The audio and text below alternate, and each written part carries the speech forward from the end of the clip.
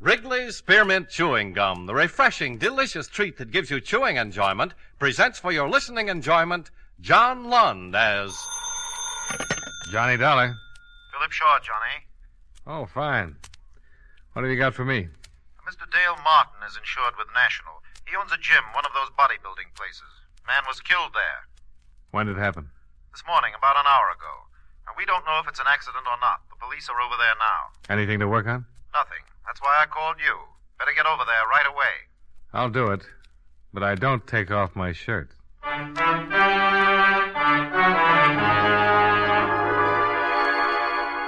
The makers of Wrigley's Spearmint Chewing Gum bring you John Lund in a transcribed adventure of the man with the action-packed expense account, America's fabulous freelance insurance investigator. Yours truly, Johnny Dollar.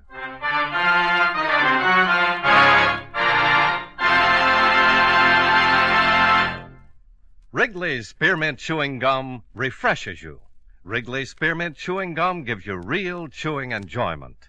Yes, for chewing enjoyment plus refreshment, it's Wrigley's Spearmint Chewing Gum. The lively, delicious flavor of Wrigley's Spearmint cools your mouth, helps keep your throat moist, and gives you a nice little lift. The good, smooth chewing of Wrigley's Spearmint helps keep you feeling fresh and alert, adds enjoyment to whatever you're doing. So for chewing enjoyment plus refreshment, treat yourself often to Wrigley's Spearmint Chewing Gum. Healthful, refreshing, delicious.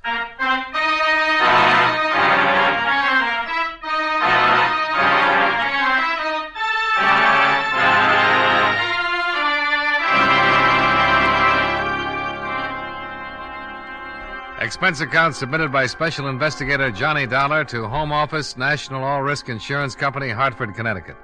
The following is an accounting of expenditures during my investigation of the Blackmail matter. Expense account item 1, $1.40. Cab fare and tip for ride from my office to Martin's gym. After receiving what little information there was from you by phone, I arrived at 1215 at 1084 6th Avenue in the heart of downtown. On the second floor, I found Dale Martin, a very nervous Adonis, seated at a desk in his office. A policeman at the door informed me that a Lieutenant Nathan of the homicide detail had stepped out for a minute and the coroner was expected soon. Mr. Martin? Yeah? I'm Johnny Dollar from the National Insurance Company. Oh, that's the outfit I'm insured with. Yeah, I know. That's why I'm here. I want to get the facts in case there's any claim. Now, tell me, what happened? I don't know. I went back to the locker room to check on the towels, and I found him lying on the floor. Found who? His name's Royal, Frederick Royal. He's been coming up here for over a year. Well, why did you call the police and not a doctor?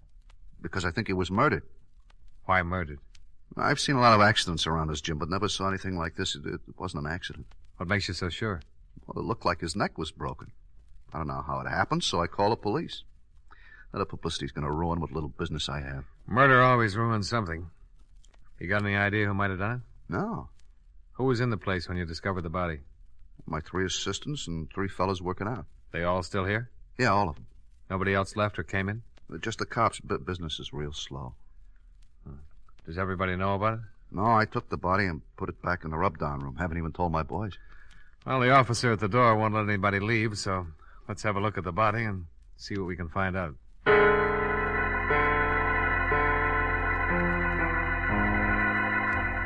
Martin left one of his boys to answer the phone, and everyone else was keeping busy wrestling with weights as he led me through the locker room. The one man was taking a shower. At the end of the room, he unlocked the door, and we walked in. The smell of rubbing alcohol was strong enough to give you a hangover. There were white curtains separating 2 rubbing tables. The first one was empty. In back of that curtain, Mr. Dollar. Okay. Not very pretty. Circus rubber man would need vulcanizing if he turned his head that far. Busted neck, all right. I wish the coroner would get in and take him away. It hurts me seeing his head hanging like that. Why don't you move it? Oh, no, sir, not me. I caught it good from a lieutenant for moving him in here. Well, don't worry about Mr. Royal. He can't feel a thing.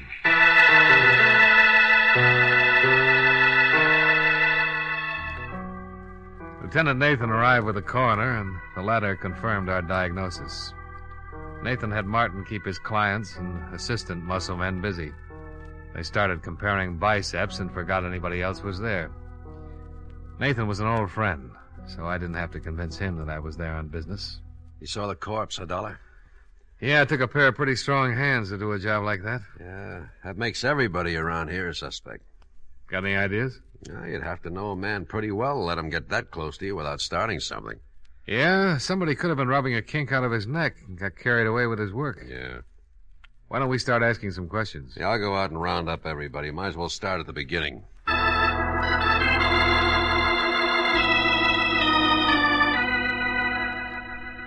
Nathan herded everyone together, and the questioning started. The men were very unhappy. This bad publicity that couldn't be helped.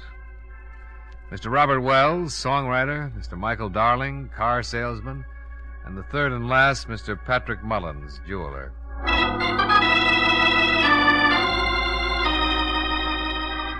Three prosperous men, three prosperous denials.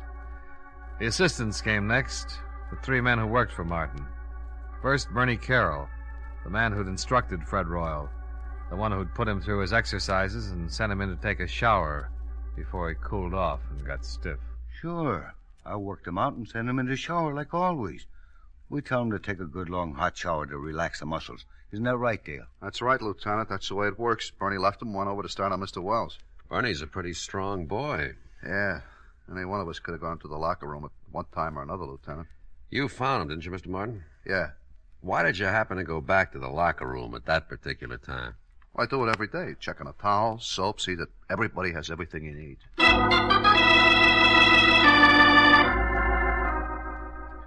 Question after question, trying to nail down alibis, trying to make them stick or tear them apart.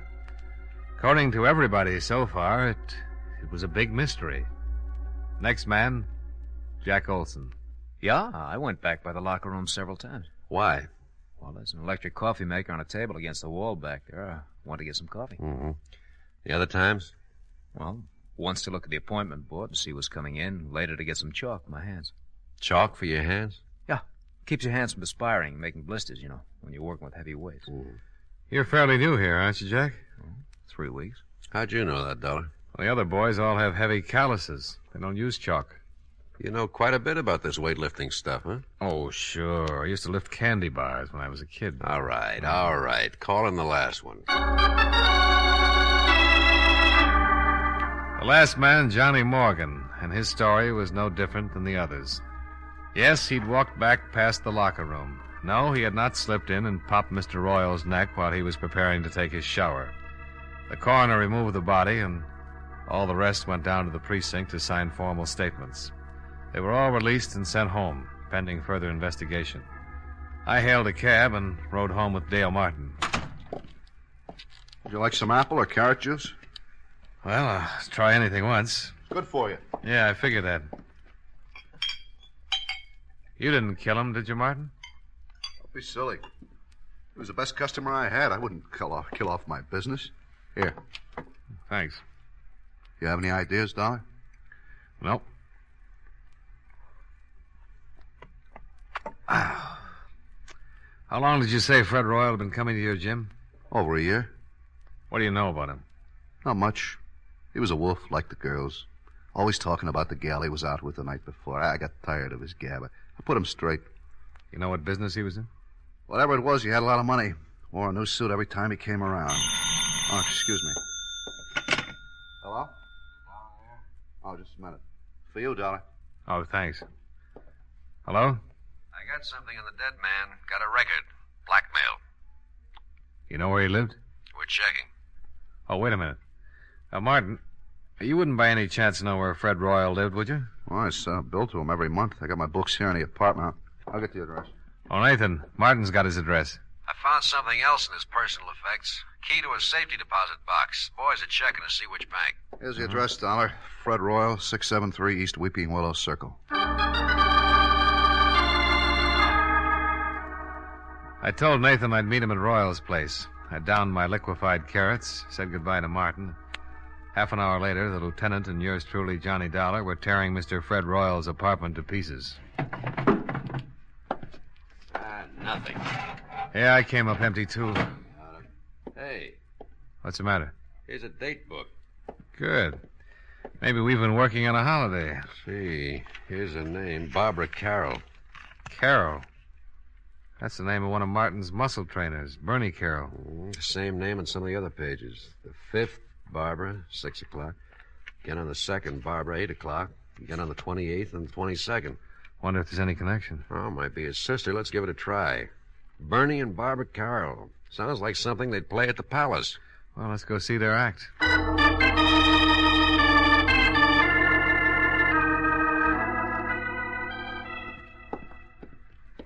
Here's the apartment. They live with that new fella. Jack Olson. Yeah, the quiet one. What is Police. it? Yes? I'm Lieutenant Nathan, homicide. This is Johnny Dollar. How you doing? How do you do? We'd like to talk to you, Miss Carroll. Well, certainly, Lieutenant. Come in. Thank you. I was just making some lemonade. Would you like some? Yeah, thanks. It is pretty hot out. Maybe you'd like something stronger. No, thanks. The lieutenant's on duty. I guess you've heard about the accident. You like your lemonade sweet, Lieutenant? Medium, please. Here you are. Oh, thank you. Your brother didn't mention anything about your going out with Royal. He was probably protecting his little sister. The lieutenant found your name written in Royal's date book. I've been out with him 6 or 7 times. You know what his business was? He never discussed it. Did you ever meet any of his friends? No. Did he ever mention any of the other fellows at the gym? At the gym? I don't think so. Mm-hmm. Jack Olson lives here, doesn't he? That's right. Whose picture is that on the piano? Oh, that's Jack's father. You don't have any idea why anyone would want to kill Royal, do you? No. How did Jack Olson happen to move in here with you and your brother? Bernie asked him to. When he went to work for Martin, he was living in a terrible place. One small room. I told Bernie he could move in here if he shared the rent. Mm-hmm. How well did Olson know Royal? He'd seen him at the gym. Seen him here when he came to pick me up. Where's Olson now? Working, I think. Well, thanks, Miss Carroll. We'll be talking to you again. More lemonade? Later, maybe, Miss Carroll.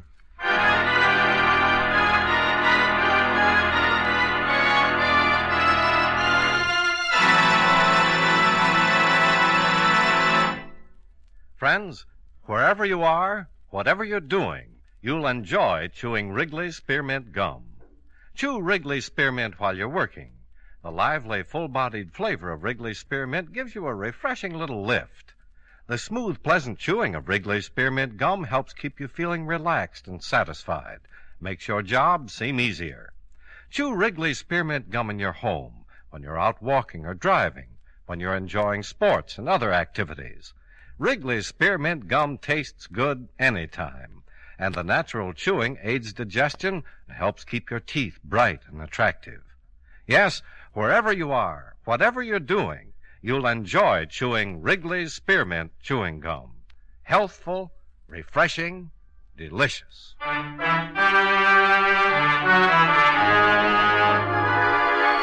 And now, with our star, John Lund, we bring you the second act of Yours Truly, Johnny Dollar.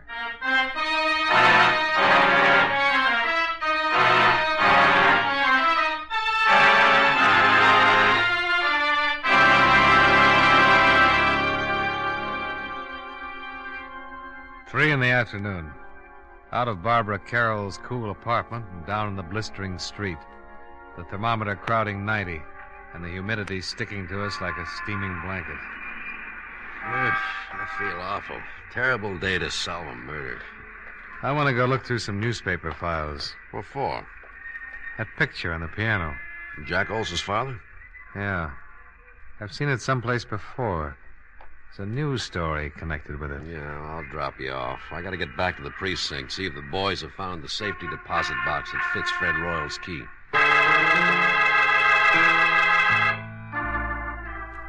Nathan dropped me off at the newspaper, and I went down to the morgue to do some hunting. The air conditioning made the job easier, and by 4 o'clock I was headed for Nathan's office. We found the bank and the safe deposit box. Oh? Anything turn up? Yeah. Royal was doing some pretty fancy blackmailing. Here's a bundle of evidence and a list of names. Mm-hmm. Well, I can understand why someone would pay to keep these out of circulation. Yeah. Lousy photography. What'd you find out? Here. Newspaper clipping. Oh, picture of Jack Olson's father. Same as the one on the piano. Prominent banker leaps to death. William Barrett. The boy's name is Olson. That's what he calls himself. William Barrett. Barrett. Give me that list we got out of the deposit box. I've just been looking at it. William Barrett's name is on here, all right. Oh. That article you've got on his suicide mentions that he left a son and a wife. Yeah. Well, let's go pick up Jack Olson, or Barrett, or whatever his name is. Well, it might not have meant a thing, but at least we had found one person who had a strong connection with Frederick Royal other than socially. The boy who called himself Jack Olson was the son of one William Barrett, deceased, and one of Fred Royal's blackmail victims. Barrett had jumped off a tall building, and according to the newspaper, he had left no reason for his actions. There was a possibility that Fred Royal's blackmail had driven him to it, and if that was so, his son would have had a very strong reason for wanting to break Mr. Fred Royal's neck. We climbed into a squad car and hurried back to Barbara Carroll's apartment, where Jack Olson lived as a boarder.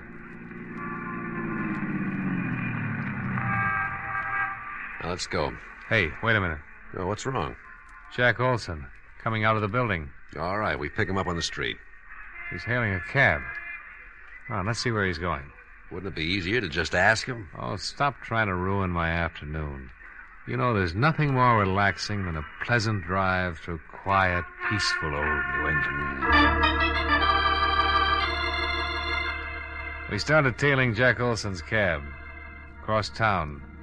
Along the Merrick Parkway. Across a bridge. He's headed for Long Island. Well, your Connecticut badge won't be much good over there. We kept going across the Sound, past the outskirts of a couple of waterfront towns, and onto a long highway. Pretty expensive cab ride. Pretty expensive. Pretty important. Yeah. Oh, they're turning off on that road. Hope we don't lose them.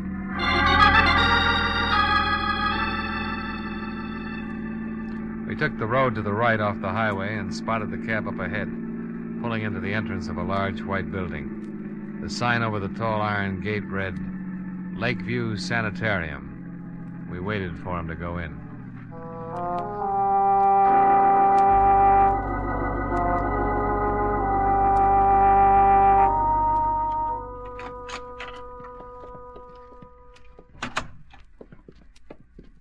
Yes?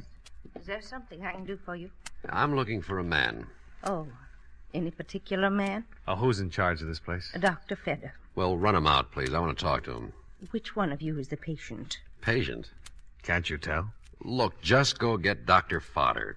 Feder. Oh, Feder, okay. Go get him and tell him Lieutenant Nathan wants to talk to him. Lieutenant Nathan.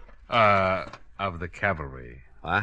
Oh, well, I'll get him right away. Lieutenant. You think that's funny? Oh, well, I liked it.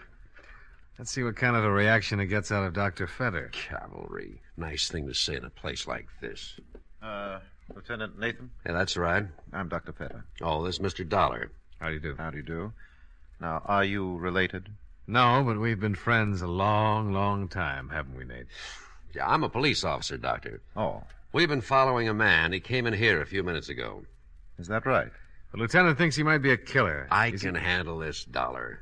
Doctor, I'm with Central Division Homicide. This isn't my territory, but I'd appreciate it if... Which one of you is the patient? Now, look, this is getting a little ridiculous. Here are my credentials. Oh, The man we want came in here a few minutes ago. well, Mr. Barrett is the only one. And who his real can- name is Barrett. Who's he seeing? His mother.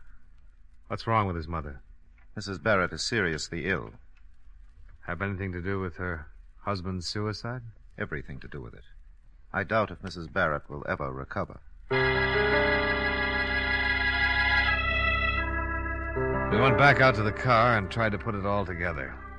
Jack's father had jumped off a roof. He was being blackmailed and couldn't take it. The shock of his suicide had driven Mrs. Barrett into a permanent breakdown, and Fred Royal had been responsible for the whole thing. Motive enough for Jack to get a job with Dale Martin so he could get his hands on Fred Royal's neck. Cavalry. Oh, stop groaning. Tell me what you think of my theory. We still need a confession. We'll get it. Mind if I make a pest of myself and ask how? Let's ride back to town and see Dale Martin.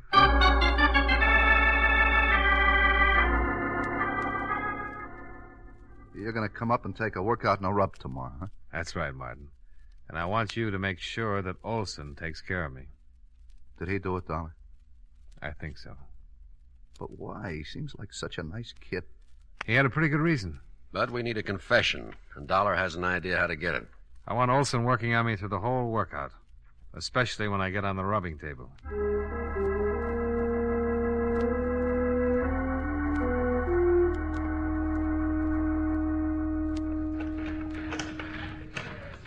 You're in pretty good shape, Mr. Dollar. Well, I'm carrying a few extra pounds. I will knock that off of you in a hurry. Don't try to talk while you're using the pulleys. Hi. Hi, Martin. He's in pretty good shape, Mr. Martin. Now, let's see. Better not do too much on the stomach the first day. I'll see you later, Mr. Dollar.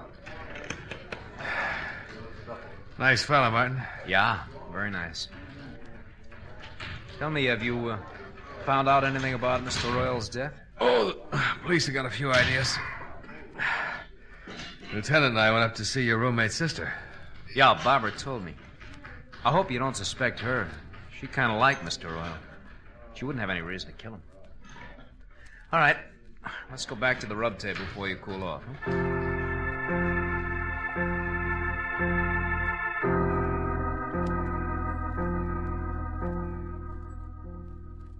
You don't mind going in there, do you? No. Why should I? Oh, some people are funny about rooms where there's been a dead person, you know? It doesn't bother me, Mr. Dollar. Martin's got all his towels piled on the other table. I can move them if you like. Oh, no, it doesn't make any difference. Royal wasn't killed in here anyway. All right. Up on your back. Yeah. Give me a good brisk rub and let me relax for about 10 minutes. All right, slide down a little. Yeah.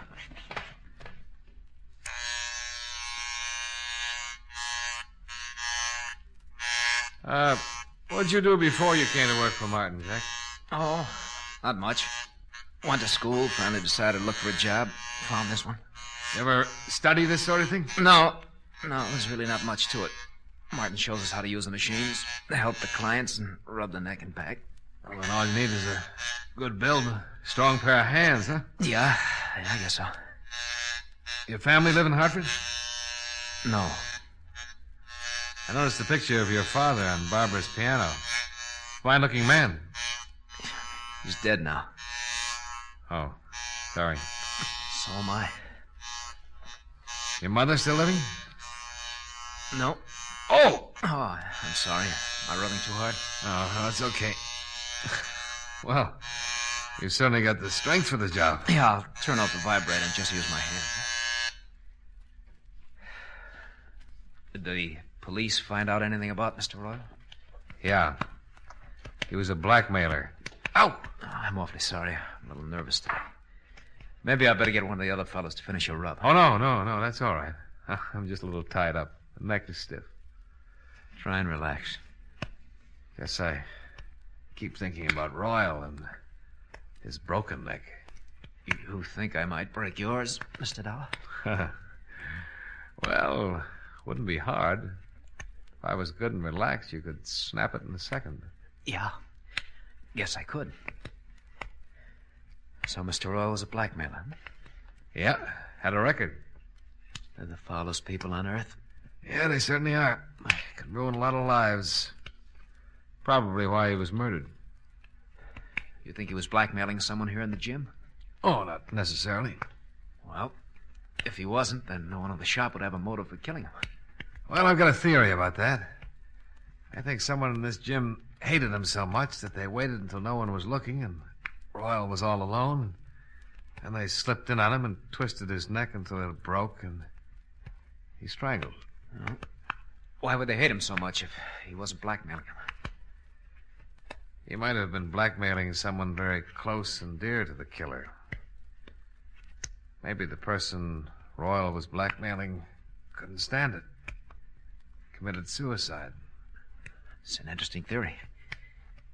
Take your family, for instance. Ouch! I'm sorry. You weren't relaxing. Supposing Royal was blackmailing a member of your family. Your father, for instance. I can't rub your neck unless you relax more. Maybe your father couldn't take it. Maybe he couldn't pay him anymore, and instead of disgracing his family, he committed suicide. Just turn your head a little to the side, Mr. Dollar. That better? Much. Well, if that happened to my family, Mr. Dollar, I guess I would kill Mr. Royal, not mind a bit. How does your father die, Jack? He jumped off a roof. Now, if you just turn your head a little more, I'll try to pop your vertebrae, huh? We followed you out to Long Island yesterday, Jack. I'm going to adjust your neck, Mr. Dollar. It's better if you relax so it won't hurt. Well, if you wanted to, you could pop it anyway. I couldn't stop you in time. No, I don't guess you could. There, now the other side, huh? Did you kill Fred Royal? Yes. Relax. All right, Mr. Dollar. Let's go down to the police station. Lieutenant's outside with Martin.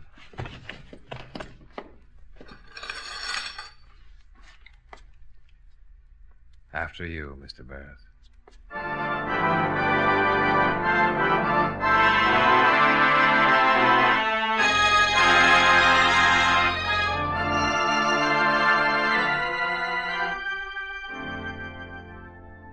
Nathan took Jack Barrett down to the station and got from him a signed confession.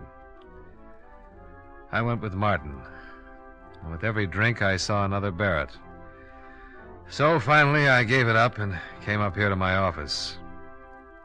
Expense account. Item 2, $4.53.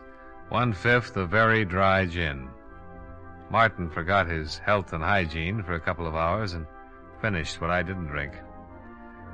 Item 3, $16.75. Cab fare for a ride up through the country. All by myself. Expense account total, $22.68. Yours truly, Johnny Dollar.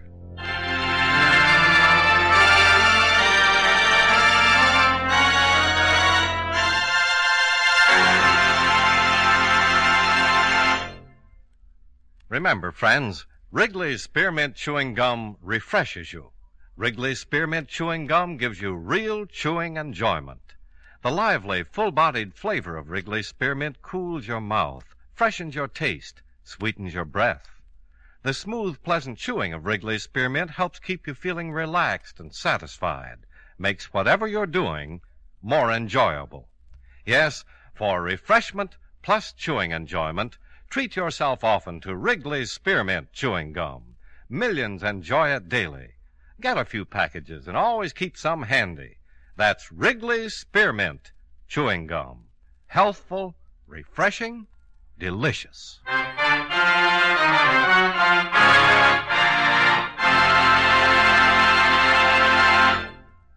Yours truly, Johnny Dollar, brought to you by Wrigley's Spearmint Chewing Gum, stars John Lund in the title role and was written by Blake Edwards with music by Milton Charles. Featured in tonight's cast were Edgar Barrier, Hy Averback, Hal March, Jim Nusser, Tony Barrett, and Virginia Gregg. Yours truly, Johnny Dollar, is transcribed in Hollywood by Jaime Del Valle.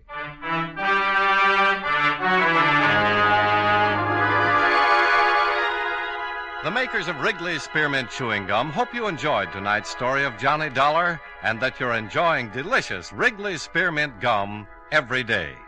This is Charles Lyon, inviting you to join us again next week at this same time when, from Hollywood, John Lund returns as... Yours truly, Johnny Dollar.